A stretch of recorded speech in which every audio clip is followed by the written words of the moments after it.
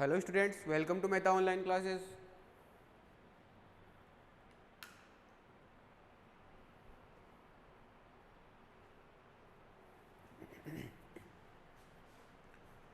पिछली जो क्लास थी अपनी, उसके अंदर जो है हम कुछ मोल बायो से रिलेटेड चीज़ें पढ़ रहे थे। जैसे कि आज हम जो पढ़ने वाले हैं वो है अपना topic transgenic animals. Transgenic animals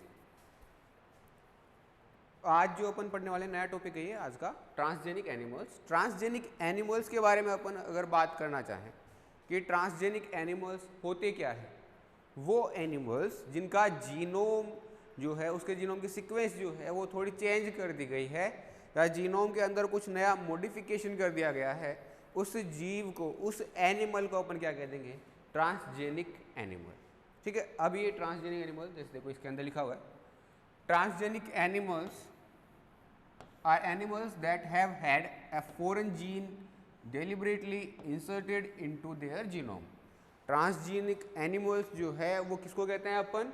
वे एनिमल्स जिनमें फॉरेन जीन को उनके जीनोम के अंदर इंसर्ट करवा दिया गया हो, ऐसे टाइप के जो एनिमल्स होते हैं उनको अपन ट्रांसजेनिक एनिमल्स कह देते हैं। ठीक है, ट्रांसजेनिक एनिमल्स कह देते हैं। फॉरेन जीन जो है वो कैसे बनाया गया, यहाँ पे फॉरेन जीन को कैसे यहाँ पर उसके अंदर इंसर्ट करवाया गया, तो एक टेक्नोलॉजी है जो अपन ने पहले ही पढ़ ली है, recombinant technology, recombinant DNA technology, जिसके अंदर हम रिकॉम्बिनेंट डीएनए सीक्वेंसेस का फॉर्मेशन करवाते हैं। मतलब जो पेरेंटल टाइप के जो जीन हैं उनको हम रिकॉम्बिनेंट टाइप की सीक्वेंस में कन्वर्ट करवा देते हैं। ऐसे टाइप के जो मेथड है उनके थ्रू अपन क्या कर रहे होते हैं, यहाँ पे ट्रांसजेनिक एनिमल्स का फॉर्मेशन करवा रहे होते हैं। ठीक है। जैसे आगे अपन देखेंगे कि कैसे माउस को हम ट्रांसजेनिक बनाते हैं, उसका अपन वहाँ पे मेथड देखेंगे। उसके बाद टाइमलाइन एंड की इवेंट्स, कि ये जो ट्रांसजेनिक एनिमल्स है इनकी टाइमलाइन क्या रही और बीच बीच में क्या क्या की इवेंट्स आए, जिनको अपन समझ लेते हैं। ठीक है, क्या क्या की इवेंट्स आए। जैसे जो ट्रांसजेनिक एनिमल्स बनने की जो शुरुआत है वो कब हुई? 1929 में स्टार्ट हुई। किसने की? एक जैकब मेमोरियल लेबोरेटरीज है, एक लेबोरेटरी थी जिसका नाम क्या था? Jackson memorial laboratory. ठीक है, उन्होंने एक माइस को डेवलप किया किसको? माइस को, to study cancer and other disease.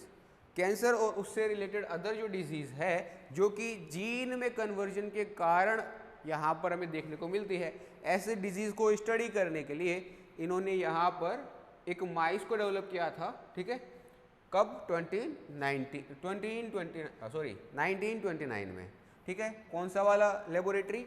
Jackson memorial laboratory. इसके बाद सितंबर 1980 में जो है यहाँ पर फर्स्ट रिकॉम्बिनेंट माइस को यहाँ पे क्रिएट किया गया। फर्स्ट माइस रिकॉम्बिनेंट डीएनए टेक्नोलॉजी से क्रिएट किया गया। ठीक है, पहला माइस अपन ने क्रिएट किया कब? 1980 में। ठीक है, उससे पहले यहाँ पर कोई भी रिकॉम्बिनेंट माइस जो है अपन ने प्रोड्यूस नहीं किया था। अभी रिकॉम्बिनेंट डीएनए टेक्नोलॉजी जो है उसको काम में लेते हुए हम यहाँ पर एक माइस को क्रिएट करते हैं 1980 में। उसके बाद सितंबर 1980 में तो ये हुआ, और नवंबर 1980 में एक साइंटिस्ट थे कैपेची, ठीक है, उन्होंने पब्लिश की एक टेक्निक जिसके थ्रू क्या कर सकते हैं, एक माइक्रो पिपेट जो ग्लास की बनी हुई है, उस माइक्रो पिपेट को काम में लेते हुए हम कोई वेक्टर को ना काम में लेते हुए सीधे माइक्रो पिपेट की हेल्प से डीएनए को अपना जो होस्ट सेल है उसके अंदर इंजेक्ट करवा सकते हैं डायरेक्ट ही। ऐसी एक टेक्नोलॉजी यहाँ पर इन्होंने बताई नवंबर 1980 में। ठीक है, कैपेची ने इन्होंने पब्लिश की थी ये टेक्निक। उसके बाद जुलाई 5, 1996 में फर्स्ट क्लोन्ड मैमल को प्रोड्यूस किया गया। फर्स्ट क्लोन्ड मैमल जो था वो बना था अपना डोली शिप, डोली भेड़ या डोली शिप। ठीक है, फर्स्ट क्लोन्ड मैमल के रूप में यहाँ पे देखी जाती है। और ये जो शिप है was born and the work done by Wilmot. एक साइंटिस्ट हुआ करते थे इयोन मॉर्गन विल्मट, ठीक है। उन्होंने यहाँ पर डोली बेड को क्रिएट करने में बहुत ज़्यादा मतलब अपना योगदान दिया था, उन्हीं का योगदान था डोली बेड को क्रिएट करने में, ठीक है। तो उन्होंने कौन सी वाली टेक्निक को काम में लिया था, यहाँ पर उन्होंने काम में ली थी SCNT। SCNT क्या होती है, तो सोमेटिक सेल न्यूक्लियर ट्रांसफर और सबसे लास्ट में टेक्निक, ठीक है। Somatic cell nuclear transfer technique, इस मेथड को उन्होंने काम में लिया था, जिसमें क्या कर रहे थे वो एक सोमेटिक सेल लेकर के उसमें से जो उसका जीनोम था उसको एक्सट्रैक्ट किया, तो एक्सट्रैक्ट करके उसको बाहर निकाल करके जो एग सेल है वो किसी और भेड़ से ली उन्होंने, मदर से एक भेड़ से तो लिए उन्होंने सोमेटिक सेल, और दूसरी जो शिप थी उससे ली उन्होंने एग सेल, और एग सेल को लेकर के उसके अंदर पहली वाली जो सोमेटिक सेल थी उसका न्यूक्लियस उसके अंदर ट्रांसफ़र करवा दिया। एग सेल वाले न्यूक्लियस को हटा दिया गया वहाँ से, ताकि 3N टाइप का हमारा जीनोम ना बने। कैसा बने, ओनली 2N, क्योंकि हमारी सोमेटिक सेल कैसी है 2N, तो ठीक है। उसका न्यूक्लियस निकाला और सीधा ही एग के अंदर ट्रांसफ़र कर दिया। तो ये सोमेटिक सेल है, उसका न्यूक्लियस जो है उसको ट्रांसफ़र करवा दिया किया गया किसके अंदर, एग सेल के अंदर, जिससे कि हमें एक जो है रिकॉम्बिनेंट क्लोन टाइप का मैमल हमें मिल सके, क्योंकि इसका जो जीनोम है वो जीनोम किसकी तरह होगा, बिल्कुल उस जीनोम की तरह जो कि यहाँ पर हमने जिस भेड़ से सोमेटिक सेल कलेक्ट की थी उस भेड़ के जीनोम की तरह है, बिल्कुल सेम टू सेम वैसा का वैसा है। बस यहाँ पे साइटोप्लाज्म कैसा है, साइटोप्लाज्म उस भेड़ जैसा है जिसका एग अपन ने कलेक्ट किया था। तो साइटोप्लाज्म और न्यूक्लियस के दोनों के मिक्सचर के कारण कुछ कैरेक्टर तो उस मदर के आएंगे जिसका एग लिया था अपने, इसके साइटोप्लाज्मिक जो भी कैरेक्टर होंगे वो सारे तो कहाँ से आएंगे, जिसका एग लिया है। और जितने भी DNA या न्यूक्लियर जीनोम पे डिपेंडेंट कैरेक्टर्स हैं वो सारे किसके सिमिलर होंगे, उस वाली शिप के जिससे अपन ने सोमेटिक सेल को कलेक्ट किया था, ठीक है। तो ऐसे यहाँ पर पहली मैमल यानी कि डोली भेड़ को क्रिएट किया गया था, ठीक है, 1996 में। उसके बाद सितंबर 2006 में फर्स्ट ह्यूमन मोनोक्लोनल एंटीबॉडी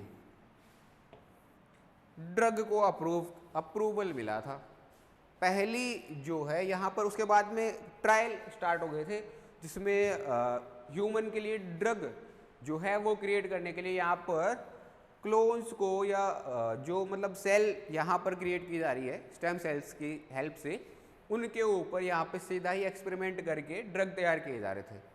उनमें से एक जो है ड्रग यहाँ पे तैयार की गई थी ह्यूमन की मोनोक्लोनल एंटीबॉडी को काम में लेते हुए, उससे यहाँ पर ड्रग तैयार की गई थी, ठीक है। उस ड्रग को फर्स्ट टाइम 2006 में सितंबर 2006 में यहाँ पर इसको अप्रूवल मिला था, अप्रूव हुई थी, ठीक है।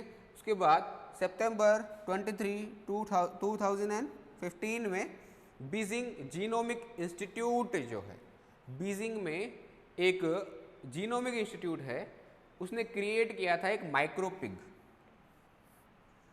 With the help of talens gene editing technique. Talens gene editing technique थी, एक टेक्निक होती है जो जीन को एडिट करने के लिए काम में आती है। उस जीन एडिटिंग टेक्निक को काम में लेते हुए यहाँ पर उन्होंने एक माइक्रोपिग का क्रिएशन किया था। उसके बाद अक्टूबर 5, 2015 में US साइंटिस्ट जो कि हार्वर्ड यूनिवर्सिटी से बिलोंग करते थे, उन्होंने मॉडिफाइड 60 जीन्स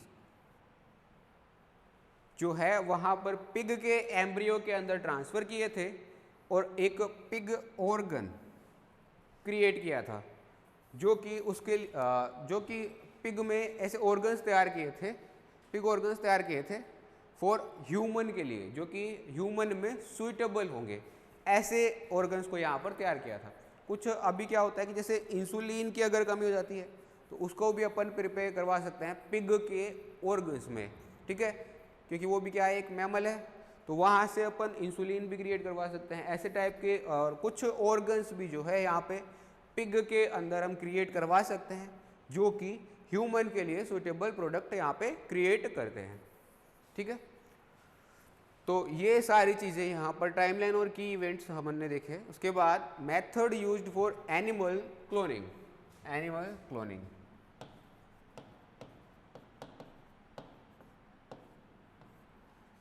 एनिमल क्लोनिंग के लिए यहाँ पर कौन कौन से मेथड्स को अपन काम में ले सकते हैं वो अपन देखें अगर, तो ये क्या क्या काम में ले सकते हैं। DNA micro injection, DNA micro injection,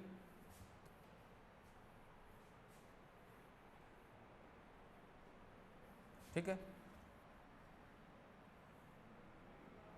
इसके अलावा दूसरा डीएनए माइक्रो इंजेक्शन में अपन क्या करते हैं, एक माइक्रो इंजेक्शन को काम में लेते हैं, उसकी हेल्प से जिस सेल का डीएनए हमें लेना है उस सेल में से डीएनए को एक्सट्रैक्ट करेंगे, उस डीएनए के फ्रेगमेंट को लेकर के सीधा ही जिस सेल के अंदर अब इंजेक्ट करवाना है ना, उस सेल के अंदर डीएनए के फ्रेगमेंट को सीधा इंजेक्ट करवा देंगे। ठीक है, तो यहाँ पे अपन डीएनए माइक्रो इंजेक्शन को भी काम में ले सकते हैं। दूसरा रेट्रोवायरस मीडिएटेड जीन ट्रांसफर। अगर इससे अलावा अपन दूसरा क्या कर सकते हैं, जैसे रेट्रोवायरस की अपन अगर बात करें तो वायरस क्या करते हैं, वायरस अपने जीन को, या जैसे उनका जो जीन होता है, कुछ वायरसेस में क्या होता है आरएनए, ठीक है, तो वो आरएनए को डीएनए में कन्वर्ट करके उस डीएनए को सीधा होस्ट सेल के अंदर इंजेक्ट करवाते हैं, और होस्ट सेल में जैसे जाता है वो होमोलॉजी को काम में लेते हुए, साइट स्पेसिफिक रिकॉम्बिनेशन को काम में लेते हुए अपने जीन को इंसर्ट करवा देता है होस्ट सेल के जीनोम के साथ, और वहाँ पर फिर अपनी कुछ कॉपीज क्रिएट करवाता है और देन फिर वहाँ से रिमूव। ठीक है, तो ऐसा ये कर सकता है रेट्रोवायरस। तो क्यों ना हम वायरस के अंदर हमारा जीन ऑफ इंटरेस्ट जो है, जिसको अपन काम में लेना चाहते हैं, जिस जीन को अपन होस्ट सेल के अंदर डलवाना चाहते हैं, उस जीन को ही क्यों ना हम वायरस के अंदर डाल दें, ताकि फिर वायरस आगे वाला काम अपने आप देख लेगा, वो उस सेल के अंदर जाएगा एंड अपना जीनोम वहाँ पर उसके अंदर ऐड कर देगा। जैसे वो अपना जीनोम उसके अंदर ऐड करेगा, उसके साथ के साथ में अपना जीन ऑफ इंटरेस्ट भी वहाँ पर उसके साथ ऐड हो जाएगा। ठीक है, तो ये दूसरी टेक्निक हो गई। उसके बाद sperm mediated gene transfer. Sperm mediated gene transfer जो है, इसके अंदर अपन क्या करते हैं, इसके अंदर कुछ स्पर्म्स को लेकर के और उनके अंदर वो डीएनए या वो जीन सीक्वेंस जो कि हमें होस्ट सेल के अंदर भेजनी है, या जिससे हमें एक नया ऑर्गेनिज्म तैयार करना है, तो उस स्पर्म को लेकर के, एक स्पर्म को लेकर के उसके अंदर डीएनए को ट्रांसफ़र करवा देते हैं। अब वो डीएनए जो है वो स्पर्म के थ्रू एग तक जाएगा और एग के अंदर जा कर के वो जीन वहाँ पे ऐड हो जाएगा।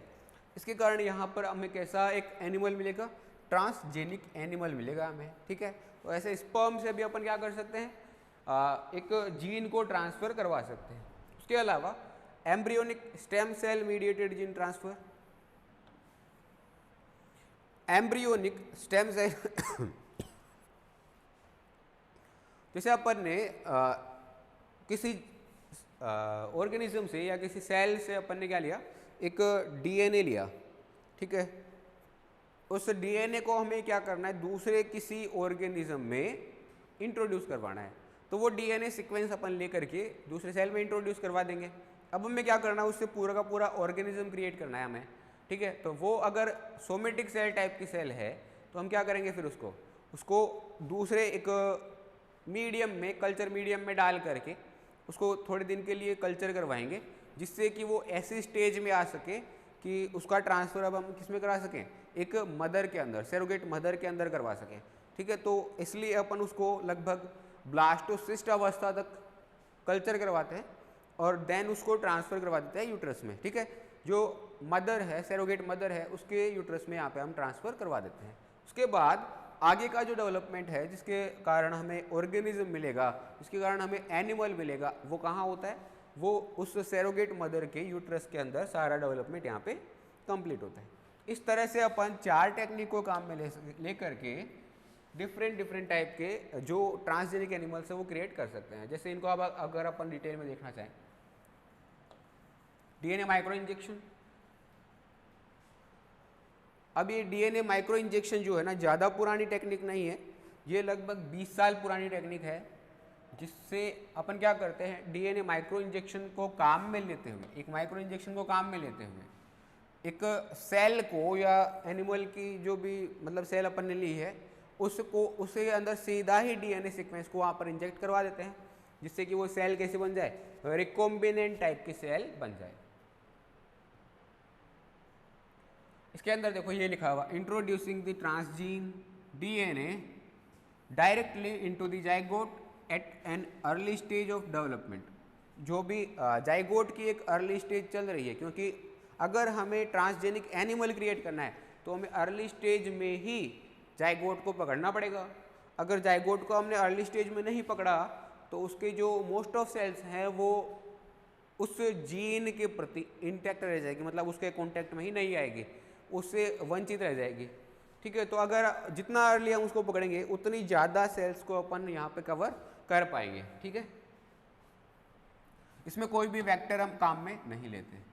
ज़्यादातर जो डीएनए को ट्रांसफ़र करवाने के लिए टेक्निक्स होती हैं उनके अंदर यहाँ पर वेक्टर को काम में लिया जाता है, या तो कोई वायरस हो गया या कोई भी अदर जो बैक्टीरियल वेक्टर है उसको अपन यहाँ पे काम में ले सकते हैं।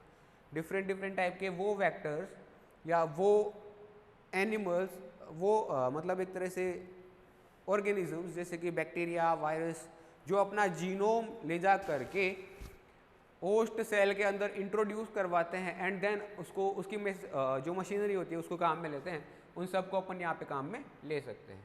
ठीक है, उसके बाद इसके अंदर कुछ स्टेप्स को इन्वॉल्व किया गया है। जैसे 3 स्टेप्स यहाँ पर होती है। 3 स्टेप्स कौन कौन सी?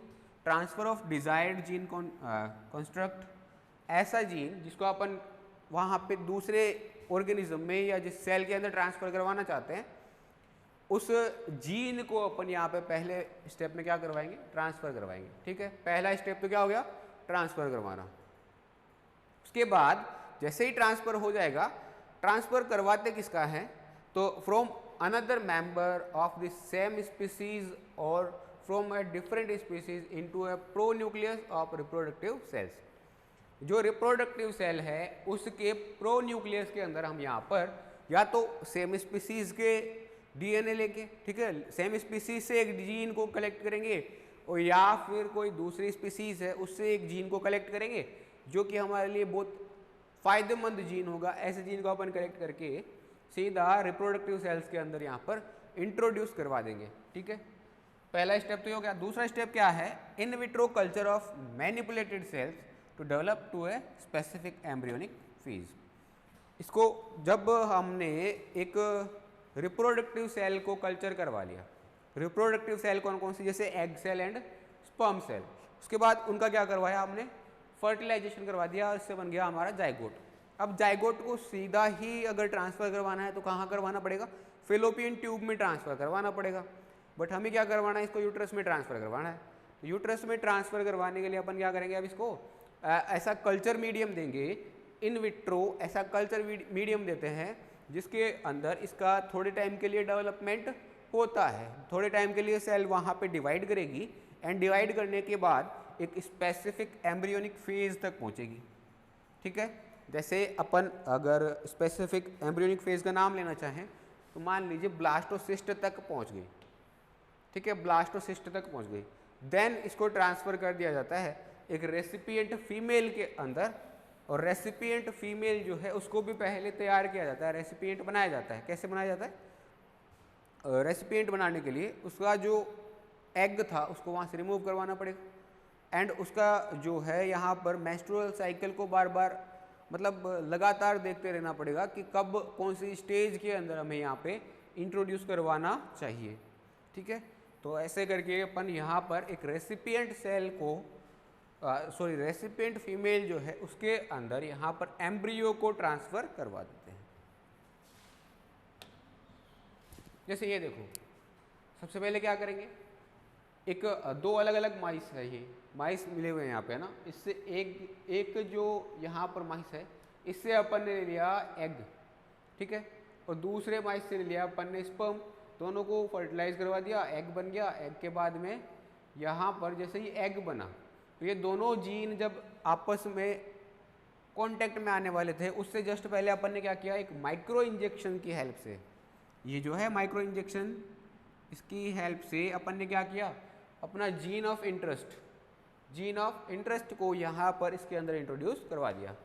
अब जब यहाँ पे जीन ऑफ इंटरेस्ट को जैसे ही हमने इंट्रोड्यूस करवाया, उसके बाद जो यहाँ पर एग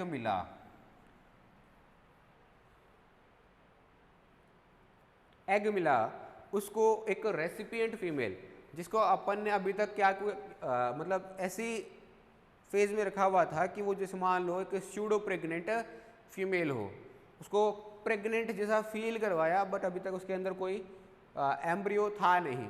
जब स्टेज जैसे ब्लास्टोसिस्ट फेज आएगी, उसके अंदर अपन क्या करेंगे, इसको अब इस माइस के अंदर जो कि अभी स्यूडो प्रेग्नेंट है उसको ट्रूली प्रेग्नेंट करवा देंगे और इसके अंदर उस एग सेल को यहाँ पर ट्रांसफ़र करवा देंगे, जिससे क्या होगा, जिससे ये ट्रांसजेनिक माइस यहाँ पे प्रोड्यूस होंगे। ठीक है।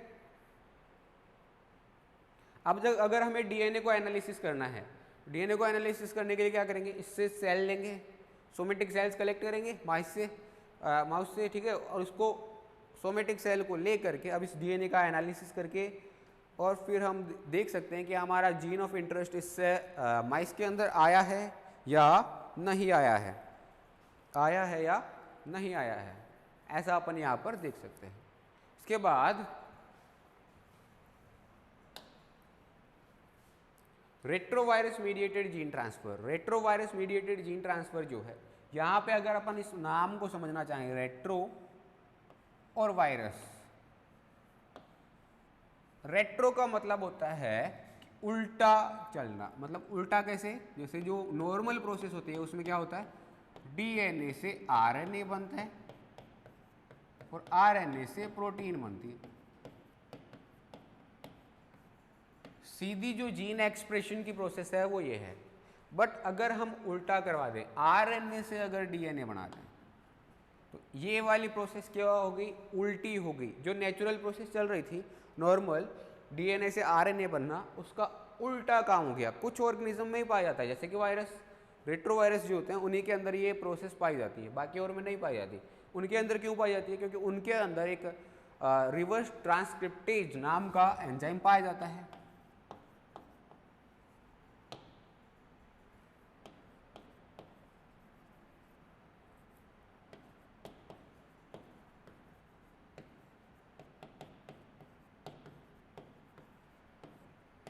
रिवर्स ट्रांसक्रिप्टेज यहाँ पे एक एंजाइम पाया जाता है जो क्या करता है, आरएनए से डीएनए के सिंथेसिस को प्रमोट करता है या एक तरह से इसमें हेल्प करता है। ठीक है, तो ये जो है रेट्रो वायरस, ऐसे वायरस जो इस मैकेनिज्म को काम में लेते हैं, उनसे मीडिएटेड जीन ट्रांसफर, उनको अपन काम में लेते हुए यहाँ पे एक जीन को ट्रांसफर करवा सकते हैं।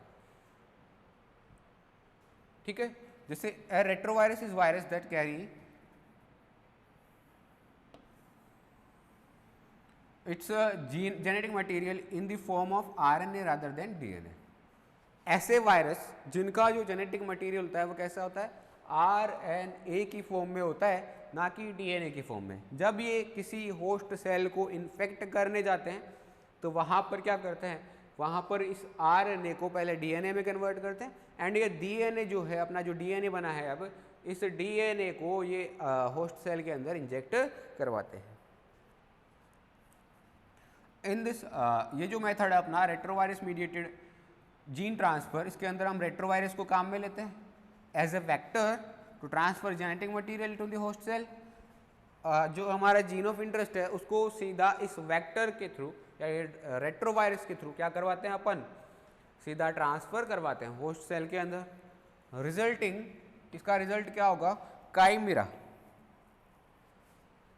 एक काइमेरा का फॉर्मेशन होगा। काइमेरा कैसे, ऐसा मतलब ऑर्गेनिज्म जिसके अंदर एक जैसे जीनोम ना अपीयर होकर के उसके बीच बीच में ऐसे जैसे ये एक अपना माइस है, ठीक है, माइस का कलर होना चाहिए था नॉर्मल, बट उसके अंदर ट्रांसजेनिक जीन होने के कारण इसे उसका कलर जो है वो कुछ इस टाइप के पैटर्न में चेंज हो गया। कुछ पैटर्न के बाद वापस से रिपीटेड डिफरेंट टाइप का कलर यहाँ पे हमें देखने को मिल रहा है। तो इस टाइप का जब कोई ऑर्गेनिज्म बनता है जिसमें पैटर्न जो है अल्टरनेटिव फॉर्म में आ रहे हैं तो अपन क्या बोल देते हैं, काइमेरा। तो यहाँ पर एक काइमेरा ऑर्गेनिज्म बन जाता है जिसमें क्या होता है, ऑर्गेनिज्म कंसिस्टिंग ऑफ टिश्यूज और parts of diverse genetic constitution. मतलब ऐसा ऑर्गेनिज्म जिसके अंदर बहुत सारे अलग अलग टाइप के जेनेटिक कॉन्स्टिट्यूशंस के कारण यहाँ पर डाइवर्स पार्ट्स क्रिएट हो जाते हैं, टिश्यूज और पार्ट्स यहाँ पर क्रिएट हो जाते हैं। ठीक है, तो ऐसे टाइप का जो ऑर्गेनिज्म बनेगा उसको अपन क्या बोल देंगे, काइमेरा। ठीक है, when cell are infected by retroviruses the resultant viral DNA The resultant viral DNA after reverse transcription, पहले तो क्या करेगा, रिवर्स ट्रांसक्रिप्शन करेगा जिसमें RNA से DNA का फॉर्मेशन करवाएगा एंड इंटीग्रेशन।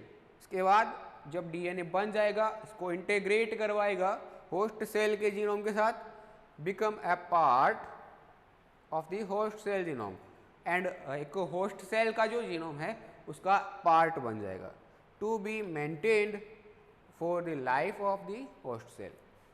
इस होस्ट सेल की लाइफ के साथ में मेंटेन रहने के लिए, मतलब जैसे जैसे होस्ट सेल अब डिवाइड होगी वैसे वैसे यहाँ पे वायरस का जो जीनोम है उसका भी नंबर यहाँ पे बढ़ता चला जाएगा। ठीक है, तो इस तरह से अपने आप को मेंटेन रखने के लिए क्या करता है, होस्ट सेल के अंदर इंसर्ट हो जाता है। इसके बाद एक और टेक्निक होती है स्पर्म मीडिएटेड जीन ट्रांसफ़र। इसके अंदर हम क्या करते हैं, इसके अंदर हम ऐसा करते हैं कि स्पर्म्स को लेते हैं एंड स्पर्म के अंदर जो अपना जीन ऑफ इंटरेस्ट है उसको ऐड करवा देते हैं। उसके बाद स्पर्म उस जीन ऑफ इंटरेस्ट को ले जा करके एग के साथ फ्यूज हो जाता है एंड देन जाइगोट, जाइगोट से फिर एम्ब्रियो का फॉर्मेशन होता है और एम्ब्रियो से एनिमल का फॉर्मेशन होता है। ठीक है, तो इस तरह से बहुत ही सिंपल मैकेनिज्म होती है, is a simple and efficient technique to produce transgenic mice. एक ट्रांसजेनिक माइस को प्रोड्यूस करने के लिए ये एक बहुत ही सिंपल एंड एफिशिएंट टेक्निक होती है। इसमें हम करते क्या है, एक लिंकर प्रोटीन को काम में लेते हैं, लिंकर प्रोटीन को काम में लेते हैं एंड लिंकर प्रोटीन की हेल्प से उस डीएनए को, जिसको अपने को दूसरे माइस के अंदर ट्रांसफ़र करवाना है, माइस की नई प्रोजेनी हमें बनानी है, उस डीएनए को स्पर्म के अंदर ट्रांसफ़र करवा देते हैं। ठीक है, स्पर्म के अंदर ट्रांसफ़र करवा देते हैं। अब हमारा काम पूरा हो गया। अब क्या होगा, अब स्पर्म लेके जाएगा इस डीएनए को एंड ले जा करके एग सेल के साथ में फ्यूज़ हो जाएगा। एग सेल के साथ में जैसे ही फ्यूज़ होगा यहाँ पे क्या होगा, फर्टिलाइजेशन के बाद जाइगोट का फॉर्मेशन,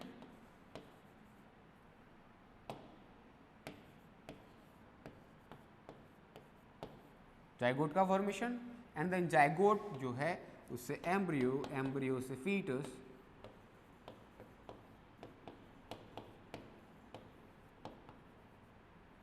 और फीटस से फिर देन एनिमल। ठीक है, एनिमल बन जाएगा। अब इस एनिमल को हम जो है यहाँ पर इसकी कुछ सोमेटिक सेल्स को कलेक्ट करके उनका पीसीआर टेक्निक से और इलेक्ट्रोफोरेसिस जो टेक्निक है उसकी हेल्प से यहाँ पर हम क्या कर सकते हैं, इसका पता लगा सकते हैं कि ये एनिमल ट्रांसजेनिक हुआ है या नहीं हुआ। इसके अंदर जो हमने जीन ऑफ इंटरेस्ट डाला था वो इसके अंदर पहुंचा भी है या नहीं पहुंचा है। ठीक है, इसका पता लगाने के बाद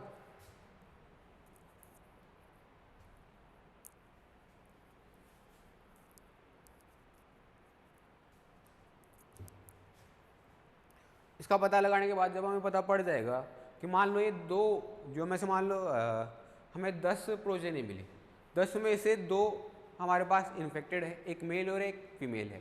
ठीक है, तो उन दोनों को अपन लेंगे एंड देन ये जो हेट्रोजाइगट के फॉर्म में मिलेंगे, क्योंकि ये होमोजाइगट के फॉर्म में हमें नहीं मिल रहे, ये एक स्ट्रैंड जो है एक ही डीएनए के मॉलिक्यूल के साथ जाके बाइंड होगा, जो होमोलोगस दूसरा वाला है उसके साथ बाइंड नहीं हुआ है। तो ये कैसा मिला हमें, हेट्रोजाइगट टाइप का यहाँ पे जो है ऑफस्प्रिंग हमें मिलती है। इस ऑफस्प्रिंग को जो कि हेट्रोजाइगट टाइप की है इसको वापस से हम मेटिंग करवा करके इनकी और इसके होमोजाइगट्स को प्रोड्यूस करने की कोशिश करते हैं, ताकि हमें होमोजाइगट अगर मिल जाते हैं तो ये जीन जो है और भी ज़्यादा एफिशिएंट यहाँ पे वर्क कर सके। ठीक है, तो इस तरह से अपन जो है यहाँ पर अभी तक 3 टेक्निक अपन ने कहाँ मिली। उसके बाद चौथी embryonic stem cell mediated gene transfer. इसके अंदर हम क्या करेंगे, ब्लास्टोसिस्ट अवस्था जो होती है, ब्लास्टोसिस्ट फेज जो होती है, इसके अंदर 2 टाइप की सेल्स पाई जाती है। 2 टाइप की सेल्स कौन कौन सी, जैसे ये ब्लास्टोसिस्ट अवस्था है अपनी, ठीक है। इसके अंदर एक तो ये सेल्स पाई जा रही है जो कि इनर साइड है, ठीक है। इसके अलावा ये जो बाहर की लेयर है इसको अपन क्या बोल देते हैं, ट्रोफोब्लास्ट।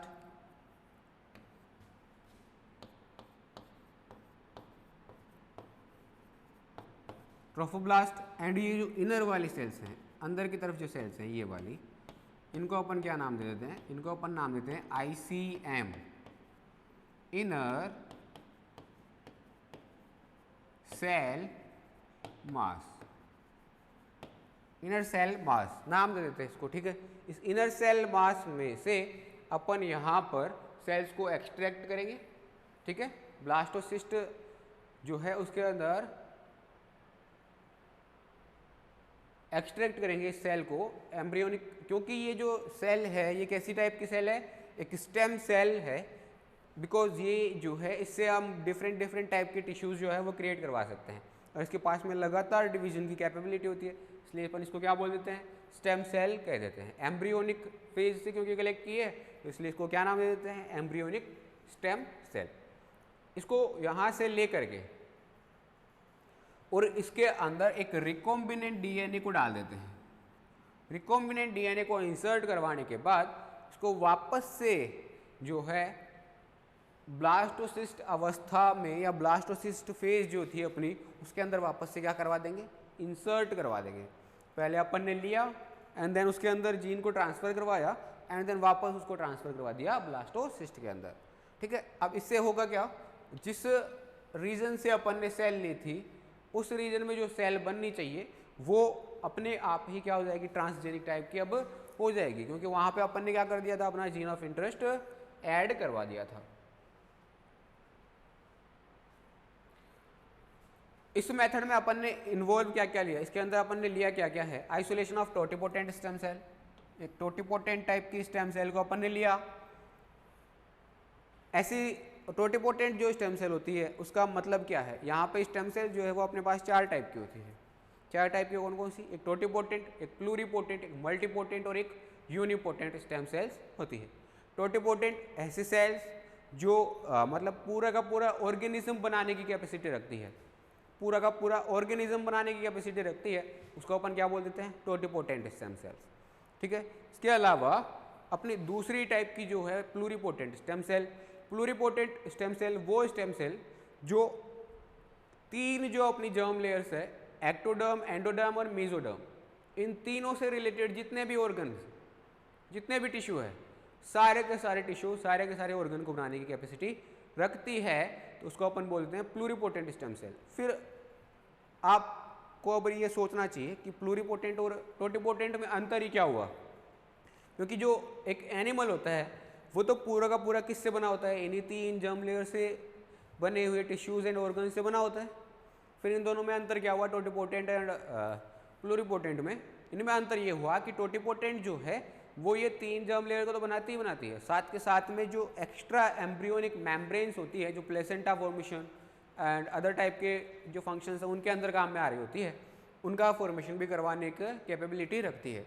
बट जो ये प्लूरिपोटेंट स्टेम सेल्स है ये ओनली 3 जर्म लेयर से रिलेटेड जितने भी ऑर्गन्स हैं उन सबको क्रिएट करवाने की कैपेसिटी रखती है, एक्स्ट्रा एम्ब्रियोनिक मेम्ब्रेन को क्रिएट करवाने की कैपेसिटी नहीं रखती, ठीक है।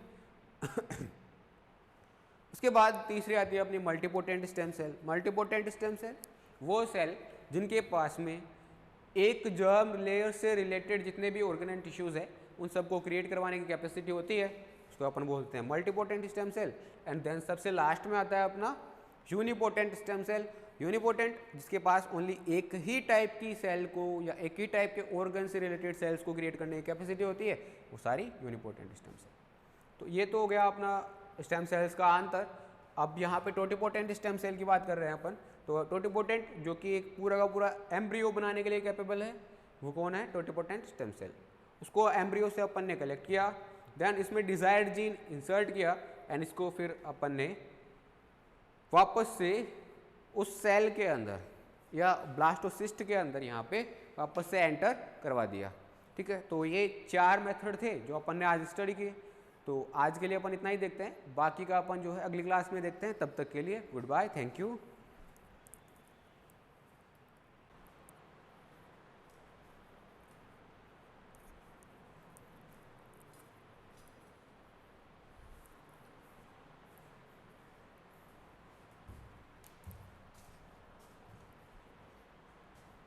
Hello students, welcome to Mehta online classes.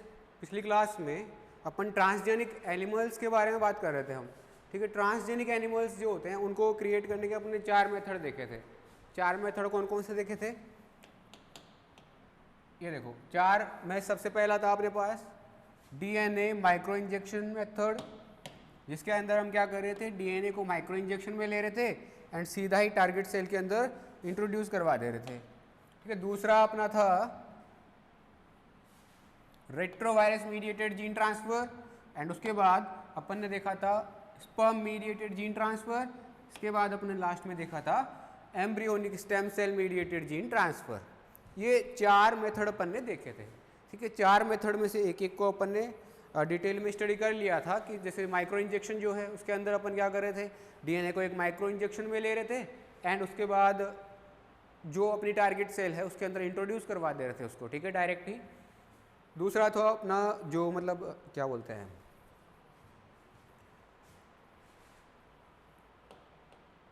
Retrovirus mediated जो इस जीन ट्रांसफर है उसके अंदर हम क्या कर रहे थे, रेट्रोवायरस ले रहे थे एक, उस रेट्रोवायरस में हमारा जीन ऑफ इंटरेस्ट ऐड करवा रहे थे एंड देन उसको जो है सेल को इन्फेक्ट करने के लिए छोड़ दे रहे थे ताकि वो अपना जीनोम जो है उस टारगेट सेल के अंदर इंट्रोड्यूस करे एंड उसको ट्रांसजेनिक टाइप का बनाए। उसके बाद अपन ने देखा था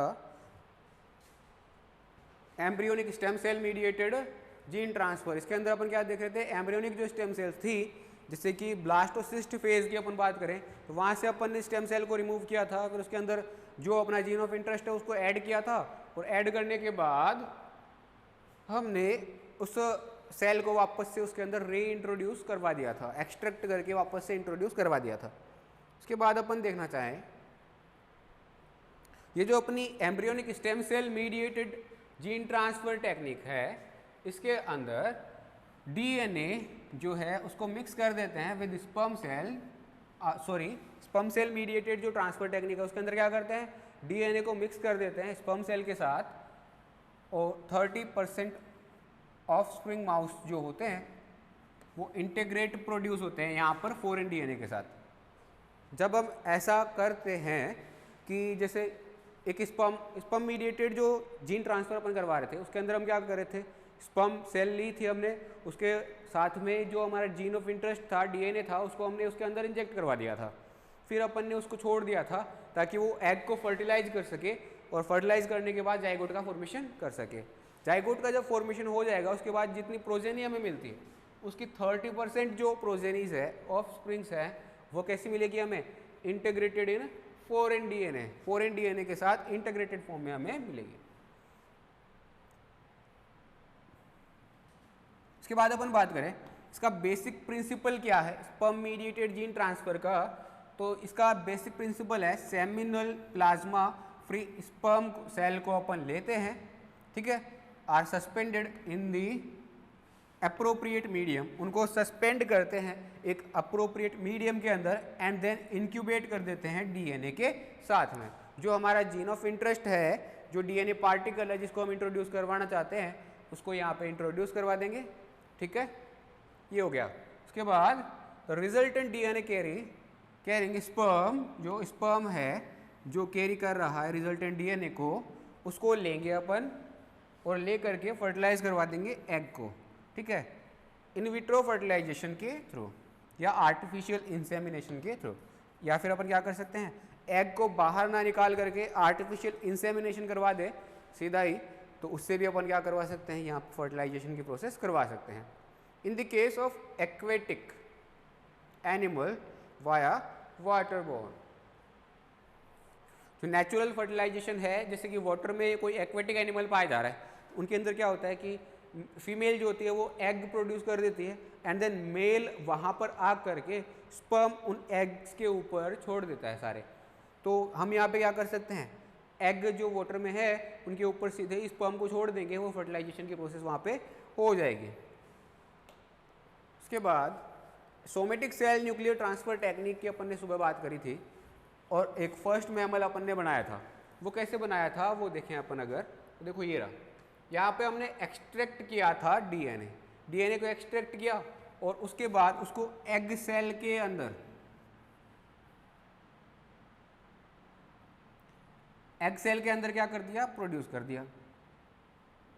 एक मिनट, ये जो अपना स्पर्म मीडिएटेड जो ट्रांसफर टेक्निक है उसकी बात कर रहे हैं अपन। स्पर्म जो है उसको लिया अपन ने और उसको उसके साथ डीएनए अपना ऐड करवा दिया एंड देन उसको यहाँ पर फर्टिलाइजेशन के काम करने के बाद जब इम्प्लांटेशन करवाते हैं, फीमेल रेसिपिएंट में इम्प्लांटेशन करवाते हैं, तो गेस्टेशन के थ्रू यहाँ पर नॉन ट्रांसजेनिक एंड ट्रांसजेनिक दोनों टाइप की प्रोजेनी यहाँ पे मिलती है। ज़्यादातर जो प्रोजेनी है वो कैसी मिलेगी, नॉन ट्रांसजेनिक, बट यहाँ पर एक प्रोजेनी जो है वो कैसी मिलेगी, ट्रांसजेनिक टाइप की। ऐसा ही अगर अपन माउस के साथ करते हैं, माउस में भी एम्ब्रियोनिक स्टेम सेल को ले करके और वहाँ से एक्सट्रैक्ट करके उसके अंदर डीएनए को डाल करके होस्ट ब्लास्टोसिस्ट में वापस डालते हैं एंड देन फीमेल रेसिपिएंट के अंदर डालते हैं ना, तो यहाँ पर भी यही होता है, सेम टू सेम। यहाँ पर भी जो मोस्ट ऑफ प्रोजेनी है, ये देखो मोस्ट ऑफ प्रोजेनी तो कैसे मिलेगी, नॉन ट्रांसजेनिक।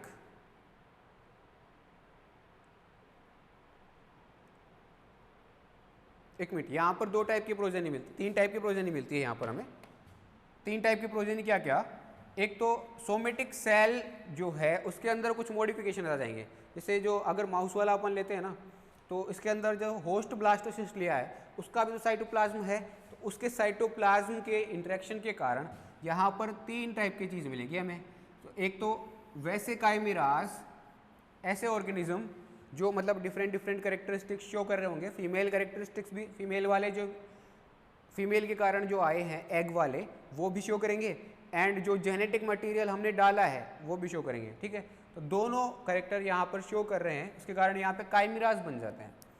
ठीक है, काइमेरास जो बनेंगे वो कैसे टाइप के बनेंगे, सोमेटिक सेल जेनेटिक मॉडिफिकेशंस वाले, chimera with somatic cell genetic modifications. ठीक है, दूसरा एक प्रोडक्ट हमें मिलता है chimera with germ cell modification. एक तो सोमेटिक सेल मॉडिफिकेशन वाला काइमेरा मिला, एक chimera with germ cell modification मिला एंड एक मिला हमें ट्रांसजेनिक माइस, एक मिलेगा हमें ट्रांसजेनिक माइस। ऐसे तीन प्रोडक्ट हमें यहाँ पे देखने को मिलते हैं। इसके बाद न्यूक्लियर ट्रांसफर टेक्निक जब हम काम में लेते हैं, इसके अंदर सोमेटिक सेल से एक डीएनए को एक्सट्रैक्ट करते हैं और ए न्यूक्लिएटेड oocyte के अंदर ट्रांसप्लांट कराते हैं। फिर जब इससे हमें मिलता है वो पूरा का पूरा क्लोन्ड ट्रांसजेनिक फाउंडर यहाँ पर हमें देखने को मिलता है। यहाँ पर ऐसा मिक्सचर नहीं मिलेगा, यहाँ पर एक क्लोन्ड टाइप का ट्रांसजेनिक एनिमल यहाँ पे देखने को हमें मिलेगा। तो ये तीन टाइप की टेक्निक हमने देखी, एक एम्ब्रियोनिक स्टेम सेल वाली, एक स्पर्म के साथ में प्रो न्यूक्लियर इंजेक्शन वाली, ठीक है, और एक न्यूक्लियर ट्रांसफर टेक्निक। तीन टाइप की टेक्निक है जिनके थ्रू हम ट्रांसजेनिक एनिमल्स को प्रोड्यूस कर सकते हैं। इसके बाद एक टेक्निक होती है जीन नॉकआउट, एक टेक्निक होती है gene knock down. Knock down का मतलब होता है जीन का एक्सप्रेशन जो है उसको लो करना, एक्सप्रेशन को कम करना, नॉक डाउन। ठीक है, एक होता है नॉक आउट। नॉक आउट मतलब जीन को ही आउट कर दो, जीन को ही बाहर निकाल दो, खत्म काम, उसका एक्सप्रेशन करवाना ही नहीं है। ठीक है, तो दो प्रोसेस हो गई यहाँ पे, एक जीन नॉकआउट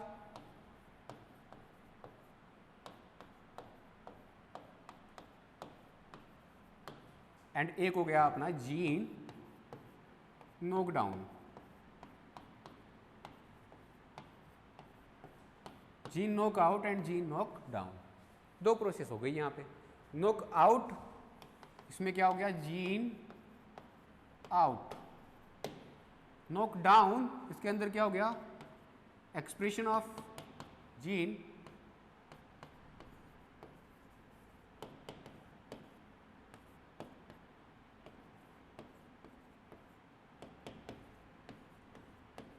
लो। जो जीन का एक्सप्रेशन है यहाँ पे वो क्या हो जाएगा, लो हो जाएगा। ठीक है, लो हो जाएगा जीन एक्सप्रेशन। उसके बाद अपन जीन नॉकआउट टेक्नोलॉजी के बारे में बात करने की कोशिश करें कि जीन नॉकआउट टेक्नोलॉजी है वो कैसे क्या काम करती है। जीन नॉकआउट जो है वो क्या करेंगे, can be produced by removing the gene और inducing a mutation that disables the expression.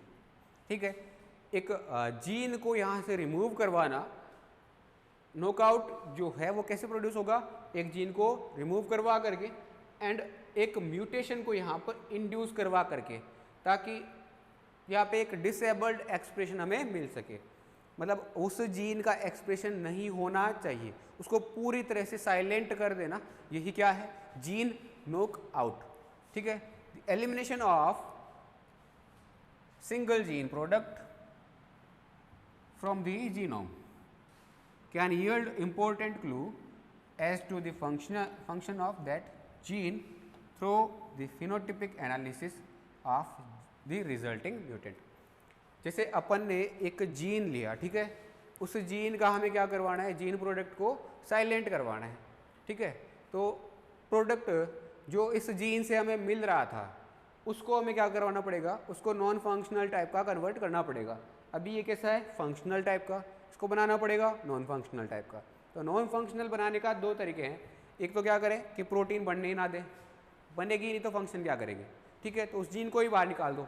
दूसरा, उसके अंदर कोई म्यूटेशन करवा दो जिससे कि प्रोटीन बनेगी तो सही, बट उसकी जो स्ट्रक्चर है वो मतलब डिफ़ॉल्टेड बनेगी, उसके अंदर कोई ना कोई खराबी यहाँ पे देखने को मिल ही जाएगी। तो म्यूटेंट होने के कारण यहाँ पे जो है प्रॉपर फंक्शनिंग नहीं हो पाएगी, और प्रॉपर फंक्शनिंग जब नहीं हो पाएगी तो जीन का एक्सप्रेशन हम कैसे मान लेंगे, ख़त्म, जीन का एक्सप्रेशन नहीं हो पाएगा यहाँ पे। ठीक है, इसके बाद ऐसे अपन ने देखो, ये देखो,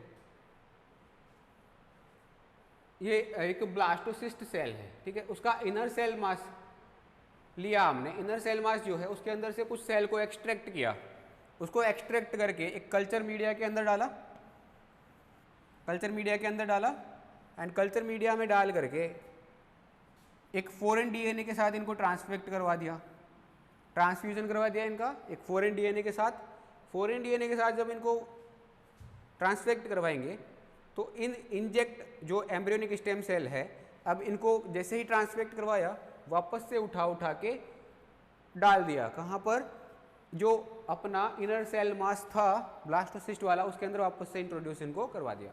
जब हम इनको इंट्रोड्यूस करवाते हैं तो इससे हमें क्या मिलेगा, एक homozygous breed homozygous transgenic mouse हमें देखने को मिल जाएगा। ब्रीड होमोजाइगस टाइप का ट्रांसजेनिक माइस हमें देखने को यहाँ पे मिल जाएगा। ठीक है, उसके बाद जैसे अपन ने अभी थोड़ी देर पहले पढ़ा था कि वहाँ से न्यूक्लियस को लिया और न्यूक्लियस को ले करके एम्ब्रियोनिक स्टेम सेल्स को लिया, स्टेम सेल्स को ले करके वहाँ से उनके अंदर जो है हमने डीएनए इंट्रोड्यूस करवाया, और इंट्रोड्यूस करवाने के बाद उन ब्लास्टोसिस्ट वाली सेल्स को अपन ने वापस से इम्प्लांट करा दिया ब्लास्टोसिस्ट में। ठीक है, और इसके बाद यूट्रस में ट्रांसप्लांट करवाएंगे किसके, स्यूडो प्रेग्नेंट फीमेल के, एंड देन हमें क्या मिलेंगे, पप्स देखने को मिलेंगे यहाँ पे। ठीक है,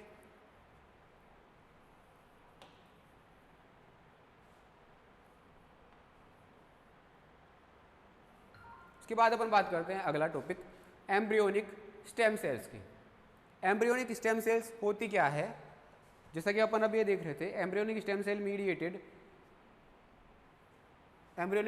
मीडिएटेड एनिमल जो है ट्रांसजेनिक एनिमल का फॉर्मेशन देख रहे थे अभी हम। तो अब हम यहाँ पे देख लेते हैं एम्ब्रियोनिक स्टेम सेल्स होती क्या है। जैसे दो टाइप की स्टेम सेल्स होती है हमारे, अगर अपन ओरिजिन के बेसिस पर देखें ना, दो टाइप की स्टेम सेल्स होती है। फर्स्ट है एम्ब्रियोनिक स्टेम सेल्स,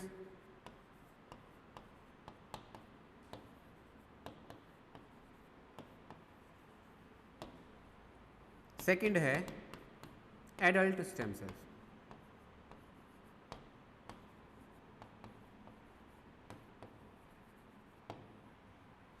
दो टाइप की स्टेम सेल्स हो गई अपने पास, एम्ब्रियोनिक स्टेम सेल और दूसरी एडल्ट स्टेम सेल्स। अगर अपन एक एक को देखना चाहें, एम्ब्रियोनिक स्टेम सेल जो होती है वो क्या होती है, जैसे एम्ब्रियोनिक स्टेज, जैसे ब्लास्टोसिस्ट रीजन मान लो, सॉरी ब्लास्टोसिस्ट फेज मान लो, ब्लास्टोसिस्ट अवस्था में से हमने क्या किया, इनर सेल मास में से कुछ सेल को एक्सट्रैक्ट कर लिया, ठीक है। अब ये जो यहाँ से एम्ब्रियोनिक स्टेज, इस ब्लास्टोसिस्ट को अपन क्या बोलते हैं, एम्ब्रियोनिक स्टेट। इस एम्ब्रियोनिक स्टेट में से क्योंकि अपन ने स्टेम सेल्स को एक्सट्रैक्ट किया है, इसलिए इसको अपन क्या बोल देंगे, एम्ब्रियोनिक स्टेम सेल्स।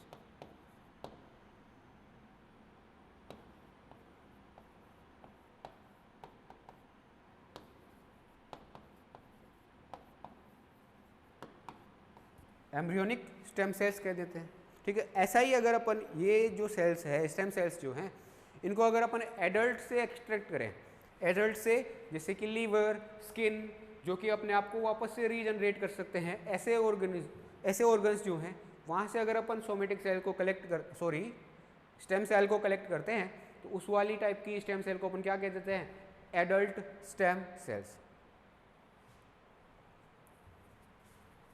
अब अपन बात करें अगर अपन, तो ये होती क्या है एम्ब्रियोनिक स्टेम सेल्स, ये एक अनडिफरेंशिएटेड आइसोलेटेड सेल मास होता है। अनडिफरेंशिएटेड सेल मास है जो कि अभी डिफरेंशिएशन नहीं हुआ है, जिसका अभी डिफरेंशिएशन नहीं हुआ है, उसको अपन क्या बोल देते हैं, एम्ब्रियोनिक स्टेम सेल, ठीक है। यहाँ पे अनडिफरेंशिएशन से मतलब क्या है, डिफरेंशिएशन और अनडिफरेंशिएशन से मतलब क्या है। डिफरेंशिएशन तब कहेंगे हम जब कोई एक सेल एक पर्टिकुलर काम करने के लिए इवॉल्व हो जाए या डेवलप हो जाए और वो एक पर्टिकुलर काम ही करे, उसके अलावा कोई दूसरा काम ना करे, उसको अपन बोल देंगे डिफरेंशिएटेड सेल।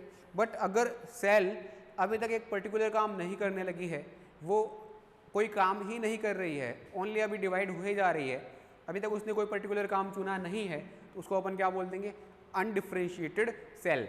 तो ऐसे ही कुछ सेल्स जिन्होंने अभी तक अपना कोई पर्टिकुलर काम करना स्टार्ट नहीं किया है, वो लगातार बस डिवाइड होती रहती है, ऐसी टाइप की सेल्स को अपन क्या बोल देते हैं, अनडिफरेंशिएटेड सेल। और उसके मास को अपन बोल देते हैं अनडिफरेंशिएटेड सेल मास, ठीक है। ऐसा कहाँ पर देखने को मिलता है एम्ब्रियोनिक स्टेज में, तो दो टाइप की सेल्स हैं यहाँ पे, एक ट्रोफोब्लास्ट और एक इनर सेल मास।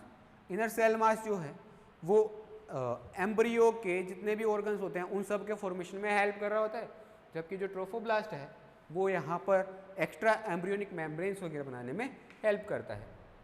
तो हमें क्या करना है, हमें एम्ब्रियोनिक रीजन को जो बनाने वाली सेल्स है उन्हीं की तो नीड है, तो हम क्या करेंगे, इनर सेल मास में से कुछ सेल्स को एक्सट्रैक्ट करते हैं, जिनको हम क्या बोल देते हैं, एम्ब्रियोनिक स्टेम सेल्स। एंड इनको एक्सट्रैक्ट करने के बाद अब स्टेम सेल से कल्चर करवा करके, इनके बहुत सारे फंक्शंस होते हैं, बहुत सारी इनकी हेल्प से अपन काम कर सकते हैं। जैसे कि अपन क्या कर सकते हैं, जैसे किसी का ऑर्गन अगर डैमेज हो गया है, उसको वापस से रिकवर करवाना हो, उसके लिए भी अपन क्या कर सकते हैं, एम्ब्रियोनिक स्टेम सेल्स की हेल्प ले सकते हैं, ठीक है। और जैसे किसी की किडनी खराब हो गई हो, जैसे किसी का इंसुलिन लेवल कम हो, इंसुलिन लेवल को भी अपन वापस से नॉर्मल करवाने के लिए एम्ब्रियोनिक स्टेम सेल्स की हेल्प ले सकते हैं। इसके अलावा जैसे कैंसर ट्रीटमेंट में भी अपन ले सकते हैं इसको काम में, जो कैंसर वाली सेल्स है उनको रिप्लेस करवा देंगे एम्ब्रियोनिक स्टेम सेल्स जो है उनसे, ताकि उनके अंदर एक फैक्टर आ जाएगा डेंसिटी डिपेंडेंट इनहिबिशन का, एंड देन वो डिवाइड होने से रुक जाएगी, ठीक है। तो ये हो गया। इसके अलावा और भी कई सारे फंक्शंस जो कि अपन यहाँ पे एम्ब्रियोनिक स्टेम सेल की हेल्प से कर सकते हैं। इसके बाद इनको सबसे पहले एक्सट्रैक्ट किसने किया था, आइसोलेट करने वाले जो सबसे पहले साइंटिस्ट थे वो थे इवांस एंड कॉफमैन।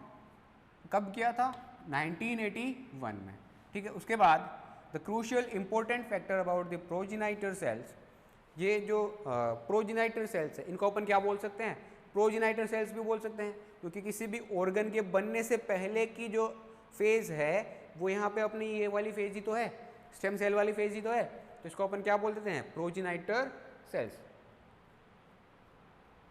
ये जो प्रोजेनाइटर सेल्स है of cells of these early embryos is that they are pluripotent। कि इनका क्रूशियल फैक्टर क्या है कि ये कैसे टाइप की होती है, प्लूरिपोटेंट टाइप की होती है। जैसा कि अपन ने सुबह ही बात की थी, मतलब पिछली जो क्लास थी अपनी उसके अंदर ही बात करी थी कि प्लूरिपोटेंट, टोटिपोटेंट, मल्टीपोटेंट और यूनिपोटेंट टाइप में क्या होता है, कौन कौन सी टाइप के कौन कौन से ऑर्गन्स को ये बना सकती है। ठीक है, तो प्लूरिपोटेंट वो सेल्स जो 3 टाइप की जो जर्म लेयर है उनसे रिलेटेड जितने भी ऑर्गन हैं उन सबको बनाएगी, उसको अपन क्या बोल देंगे, pluripotent stem cell. They have the potential to differentiate into any cell type. Embryo में जितने भी सेल टाइप पाई जा रही है, क्योंकि जितनी भी सेल टाइप है ना वो सारी किससे बनी हुई है, 3 टाइप की जर्म लेयर से बनी हुई है, एंडोडर्म, एक्टोडर्म एंड मेसोडर्म, और तीनों टाइप की सेल टाइप को ये बना देती है। तो यहाँ पर हम एम्ब्रियो की कोई सी भी सेल हो सबको डिफ्रेंशिएट करने का पोटेंशियल जो रखती है उसको अपन क्या बोल देंगे, प्लूरिपोटेंट स्टेम सेल्स। इसके अंदर सब कुछ इंक्लूड कर लिया है अपन ने, इंक्लूडिंग द जर्म सेल्स, ठीक है, ऑफ द सबसिक्वेंट एम्ब्रियो। इसके बाद एम्ब्रियोनिक स्टेम सेल जो होती है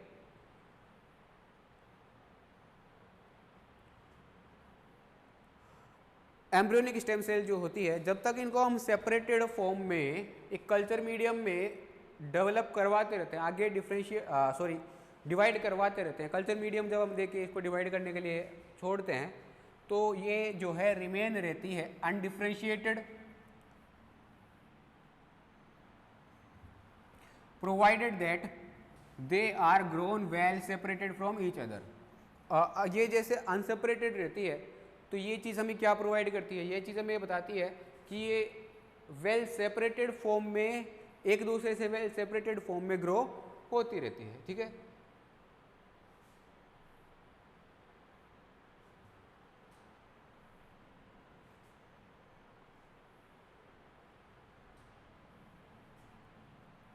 इसके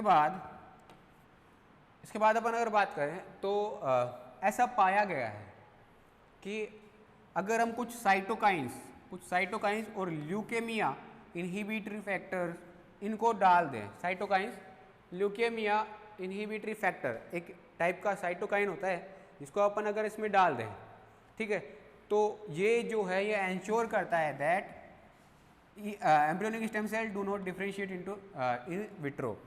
इन विट्रो अगर फर्टिलाइजेशन अपन करवा रहे हैं तो जैसा कि एम्ब्रियो के डेवलपमेंट में देखने को मिलता है कि सेल्स आपस में इंटरेक्शन करके डिफरेंशिएटेड फॉर्म में कन्वर्ट होती है, वैसा यहाँ पर भी तो हो सकता है इन विट्रो फॉर्म में भी। तो इसको डिफरेंशिएट होने से रोकने के लिए कौन चाहिए, एक साइटोकाइन जिसको अपन ने क्या नाम दिया है, ल्यूकेमिया इनहिबिटरी फैक्टर। ठीक है, LIF, ये फैक्टर ऐसा है जिसको डिफरेंशिएट होने से रोक देता है।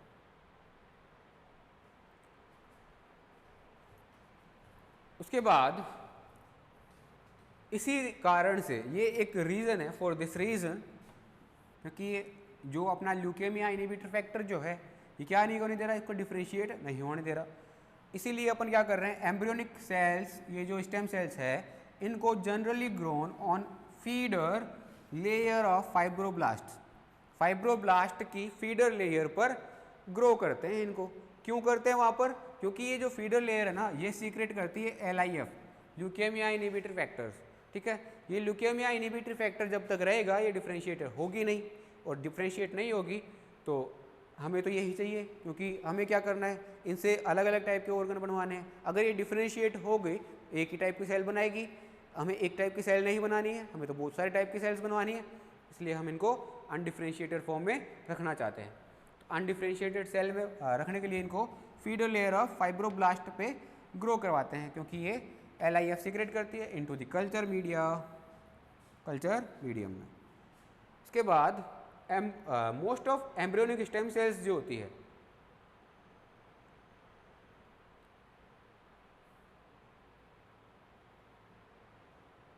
मोस्ट ऑफ जो एम्ब्रियोनिक स्टेम सेल लाइन है currently in use have been derived from the 129 strains of mouse. जितनी भी लाइन है जो कि हमने एम्ब्रियोनिक स्टेम सेल्स की यहाँ पर डिस्कवर की है वो सारी किससे डेराइव की है, वो डेराइव हुई है 129 स्ट्रेन ऑफ माउस से डेराइव हुई है, विच हैज़ एन एगोटिकोट कलर। वो क्या रखती है, एक एगोटिकोट कलर रखती है, एक जीनोटाइप है agouti coat colour. This is useful when identifying chimeric mice. ये कब यूजफुल है, जब हमें एक काइमेरिक माउस को यहाँ पे आइडेंटिफाई करना हो तो ये बहुत ही यूज़फुल रोल प्ले करती है यहाँ पर, ठीक है। उसके बाद जैसे ये देखो, ये फाइब्रोब्लास्ट की फीडर लेयर है, उसके ऊपर हम एम्ब्रियोनिक स्टेम सेल्स, ये पूरी तो फीडर लेयर है, इसके बीच बीच में ये जो सेल्स पाई जा रही है ये क्या है, एम्ब्रियोनिक स्टेम सेल्स है। इनको अपन कहाँ पर कल्चर करवा रहे हैं, फीडर लेयर के ऊपर, ताकि ये डिफ्रेंशिएट ना हो, अनडिफ्रेंशिएटेड फॉर्म में ही यहाँ पर रहे, ठीक है। अनडिफ्रेंशिएटेड फॉर्म में ये जब तक रहेगी तब तक हमारे लिए अच्छा है, ठीक है। उसके बाद अपन आगे चले तो ये देखो, animal models for human genetic disorders. Human genetic disorder को ट्रीट करने के लिए एनिमल्स के डिफरेंट मॉडल्स यहाँ पे काम में लिए जाते हैं, जो कि मतलब कब से शुरू हुआ था,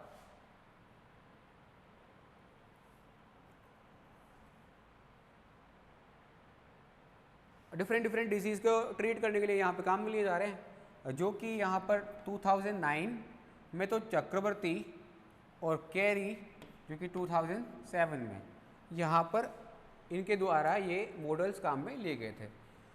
जब एनिमल मॉडल्स को यहाँ पे हम ह्यूमन डिजीज़ की स्टडी करने एंड उनको ट्रीट करने के लिए काम में लेते हैं, तो मतलब एनिमल मॉडल्स को काम में कैसे ले सकते हैं, जैसे पहले तो हम क्या करेंगे, उनके अंदर वो वाले जीन डालेंगे जो ह्यूमन के लिए ह्यूमन में एक प्रोटीन को बनाने के लिए रिस्पॉन्सिबल होते हैं। वो जीन इंट्रोड्यूस करवाने के बाद हम उसके ऊपर डिफरेंट ड्रग्स, जो भी डिफरेंट ड्रग्स पाई जा रही है, उनका एक्सपेरिमेंट करवा करके देखेंगे कि उसके ऊपर क्या इफेक्ट पड़ रहा है एंड क्या इफेक्ट नहीं पड़ रहा है, ठीक है। तो ये ऐसे हम क्या कर सकते हैं, एनिमल मॉडल्स को यहाँ पे काम में ले सकते हैं।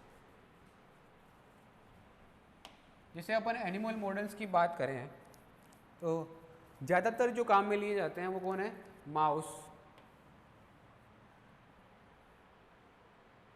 ज़्यादातर जो काम में लिए जाते हैं वो कौन है, माउस, ठीक है। उसके अलावा और कौन कौन से काम में लिए जाते हैं, तो एक्सपेरिमेंटली फ्रूट फ्लाइज को भी काम में लिया गया है, जेब्रा फिश को भी काम में लिया गया है, एंड चिक को भी काम में ले लिया जाता है। ऐसे कुछ मॉडल्स को यहाँ पे काम में ले लिया जाता है। जैसे अपन बात करें वर्टिब्रेट मॉडल्स की, तो वर्टिब्रेट मॉडल्स में सबसे पहला कौन आता है, रैट को यहाँ पर अपन काम में लेते हैं। रैट को जो है क्यों काम में लेते हैं रैट को, तो रैट जो होता है ये पहली तो चीज़ ये है कि ये बहुत मैनी ईयर्स तक ये जिंदा रह सकता है, मैनी ईयर्स तक ये जिंदा रह सकता है। इसके बाद तो ये अगर मैनी ईयर्स तक जिंदा रह सकता है तो हम इसके ऊपर फिजियोलॉजिकल जो चेंजेस है उनको लंबे टाइम के लिए स्टडी कर सकते हैं, ठीक है।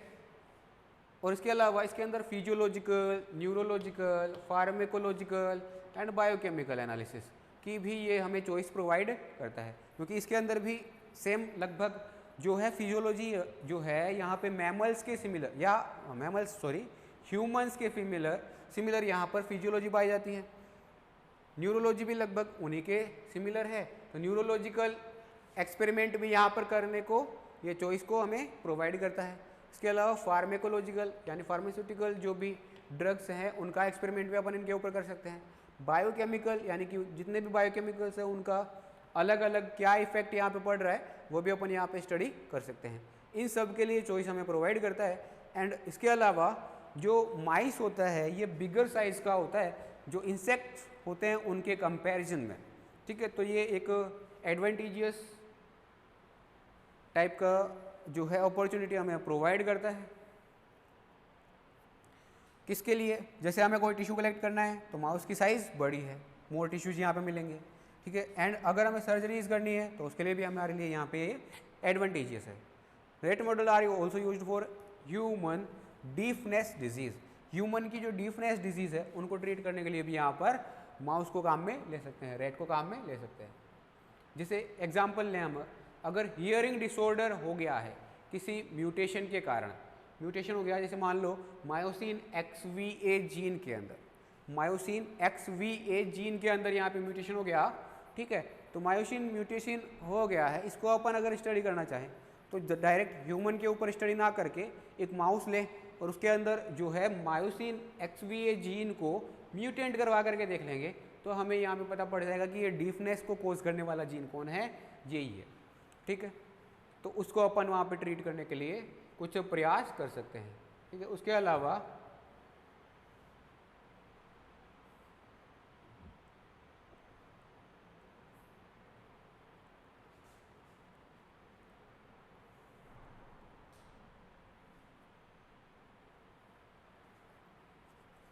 अपन अगर बात करें तो रैट जो होते हैं लेबोरेटरी में, उसकी जेनेटिक एनालिसिस के लिए जो है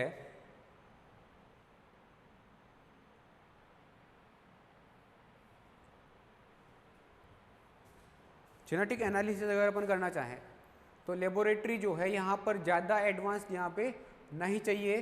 किसके कंपैरिजन में? माइस के कंपैरिजन में।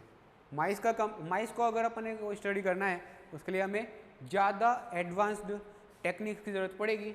एंड रेट के लिए जो है यहाँ पर लेबोरेटरी जो है एनालिसिस जो है जेनेटिक एनालिसिस वो कैसे है? लेस एडवांस यहाँ पर है।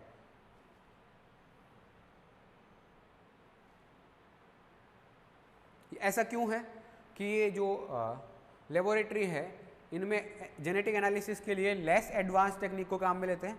बिकॉज ये जो रेट है इनकी ब्रीडिंग कॉस्ट जो है, रेट ब्रीडिंग प्रोग्राम्स जो है उनकी कॉस्ट जो है वो रिलेटिवली हाई होती है, रिलेटिवली हाई होती है।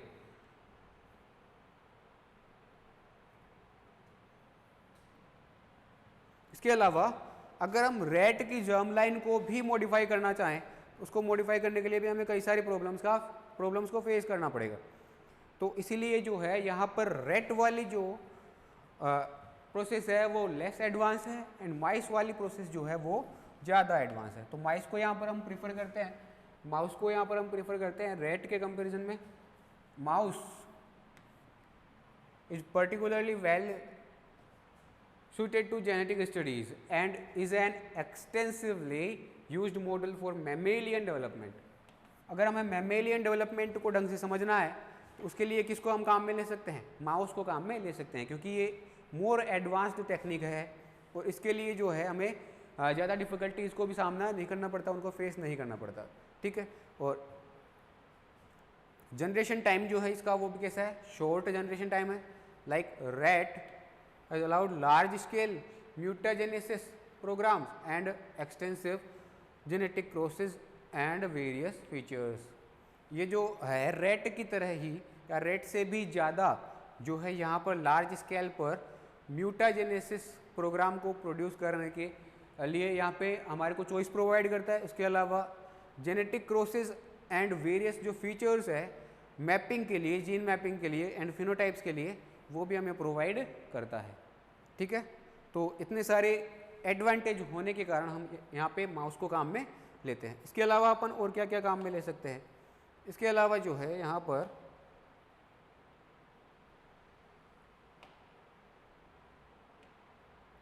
जेब्रा फिश को भी अपन काम में ले सकते हैं। अभी जो है यहाँ पर अगर हम रिसेंटली बात करें तो इसका इंक्रीज होता जा रहा है, इनका जो यूज़ है वो लगातार इंक्रीज होता जा रहा है। ह्यूमन में अगर डिजीज़ प्रोग्राम को स्टडी करना है तो उसके लिए जेब्रा फिशेस को आजकल स्टडी करने लग गए। क्यों लगने लग गए? क्योंकि ये इजीली रिप्रोड्यूस हो जाती है, एंड क्विकली भी ग्रो करती है, बहुत ज़्यादा क्विक ग्रो करती है। ठीक है, इसके अलावा मॉर्फोलॉजिकल और फिजियोलॉजिकल सिमिलैरिटीज़ भी शो करती है, ह्यूमंस से ज़्यादा morphological and physiological similarity show कर रही है, इसलिए इसको अपन यहाँ पे स्टडी करने के लिए प्रेफर कर देते हैं। कई सारे डिजीज़ के लिए यहाँ पे अपन स्टडी कर सकते हैं, जैसे कौन कौन सी डिजीज़? जैसे अपना इंक्लूडिंग ब्लड डिसऑर्डर्स, ब्लड से रिलेटेड जितने भी डिसऑर्डर्स हैं उनके लिए भी अपन जेब्रा फिश को स्टडी कर सकते हैं। इसके अलावा डायबिटीज़ के लिए, न्यूरो डिजेनरेटिव डिजीज़ के लिए, इन सब के लिए अपन यहाँ पर मस्कुलर डिस्ट्रॉफी के लिए भी अपन यहाँ पे काम में ले सकते हैं, जेब्रा फिश को काम में लेते हैं। इसके अलावा एक और मॉडल अपन काम में लेते हैं, कौन सा वाला? चिक। चिक के अंदर जो है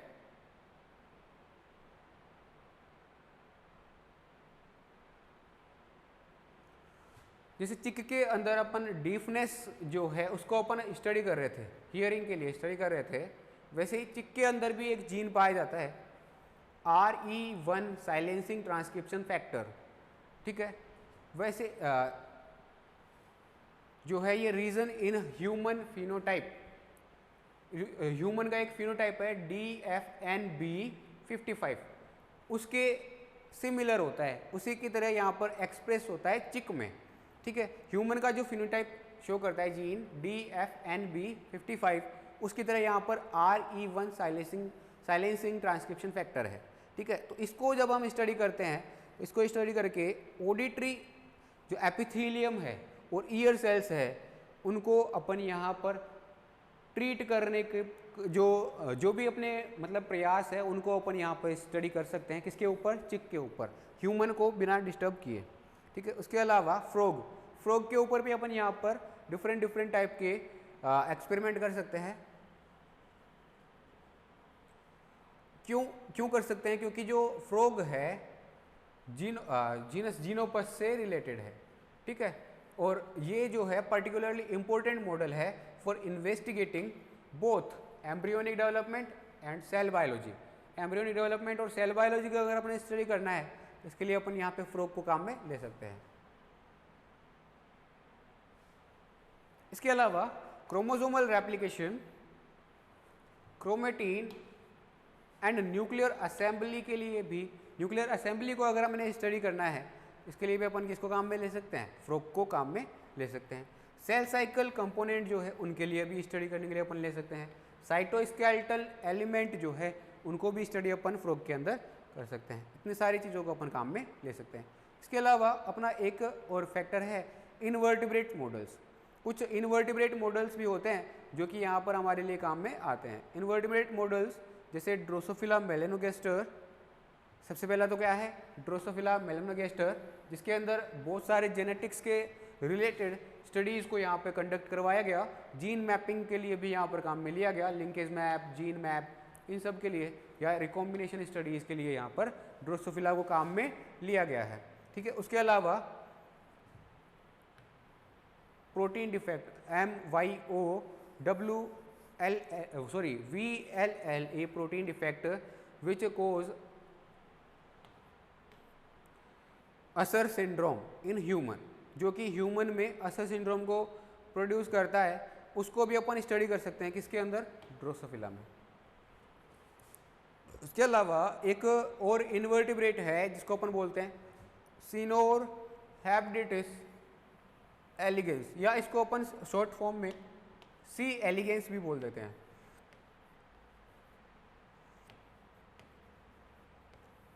सी एलिगेंस भी बोल देते हैं, सिनोरहैबिडिटिस एलिगेंस या सी एलिगेंस। ये भी जो है यहाँ पर ह्यूमन में डिजीज़ को स्टडी करने के लिए यूज़फुल होता है। ह्यूमन में डेवलपमेंट को अगर अपन स्टडी करना चाहें, जैसे इसके अंदर अपन जो है वल्वा प्रिकर्सर सेल्स की स्टडी करके डेवलपमेंट की प्रोसेस को थोड़ा और डीपली समझ सकते हैं। तो ये हमें एजिंग, डेवलपमेंट, इन सारी चीज़ों से रिलेटेड जो जानकारी हमें प्रोवाइड करते हैं। इस तरह से आज अपने यहाँ पर एम्ब्रियोनिक स्टेम सेल्स और उसके अलावा जो भी मॉडल्स हैं ह्यूमन डिजीज़ को स्टडी करने के लिए जो काम में आते हैं, उन सब को अपन ने देखा। ठीक है, तो आज की क्लास अपन इतने ही पे ही एंड करते हैं। आज के लिए थैंक यू। बाकी का अपन देखते हैं अगली क्लास के अंदर। तब तक के लिए धन्यवाद।